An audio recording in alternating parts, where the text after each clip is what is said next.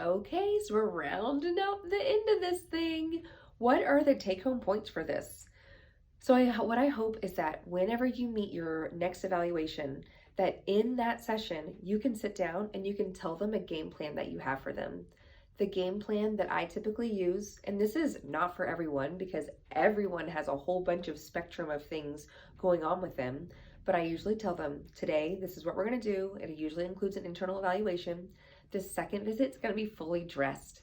And that's whenever I really hone in on those orthopedic things, that toe, the ankle, the hip, the thoracic spine, the ribs, or rectus diastasis. So I pick something on the outside of the body. So it all makes sense whenever we're working on everything else. The third visit, I usually, or actually in the second visit, I usually include the tibial nerve stimulation too. I put that right on their ankle while they go out in the gym. They finish up their orthopedic things.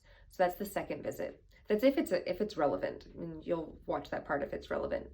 The third visit, I usually try to make all of this make sense. So it's still usually an external thing, trying to clean up this orthopedic stuff because they're already getting better. And now they're coming back and they're saying what things are working for them, what things are making things better, or what wasn't really that helpful. So if they didn't notice a difference with that tibial nerve stimulation, then I'm not going to do it. Or maybe I'll say, let's give it one more try. And we'll try it one more time. And if you don't like it, then it's no big deal. You're just on your ankle while you're out in the gym. So third visit is usually making sure that we're solidifying all the orthopedic things that we're doing. Fourth visit, I usually do biofeedback at that time, or I do a standing assessment, depending on what they're here for. And so I may flip-flop those, but whenever you do a standing assessment with someone with prolapse, and I may even do that one sooner, but for a prolapse, but it sure makes sense. And everyone's body responds differently whenever they're laying down versus whenever they're standing. So that's 4 visits already. Then fifth visit, I'll work on biofeedback, or I'll do vagus nerve stuff. So it kind of depends on where they are. But so it takes me 5 sessions. I haven't even gotten to the rectal evaluation. 6 sessions to just get through it all and find out what happens if. So whenever someone comes in to see me, I tell them I'm going to see you once a week until you're better. And typically the first month, we're trying to figure out what's going on.